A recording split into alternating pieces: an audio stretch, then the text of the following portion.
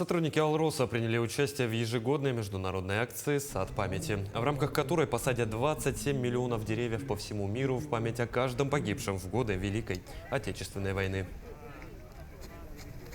Во всех регионах нашей страны, где работают предприятия, входящие в группу компании «Алроса», будь то якутская площадка, мирнинская площадка,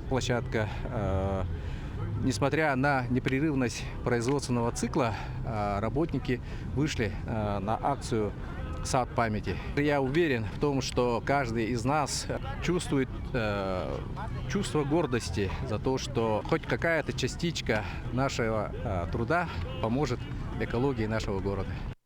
Алроса с почтением относится к таким акциям, понимая их важность. Это не только дань памяти ветеранам, но и забота о будущих поколениях. Жить в зеленом городе – это лучшая инвестиция. Являясь социально ответственной компанией, Алроса всегда заботится об экологии родной республики, и участие в этой акции также этому пример. Кроме участия в социальной жизни республики, компания своими силами проводит компенсационное лесовосстановление. В этом году Алроса посадит 470 тысяч сеянцев сосны на территориях общей площадью в 235 гектаров.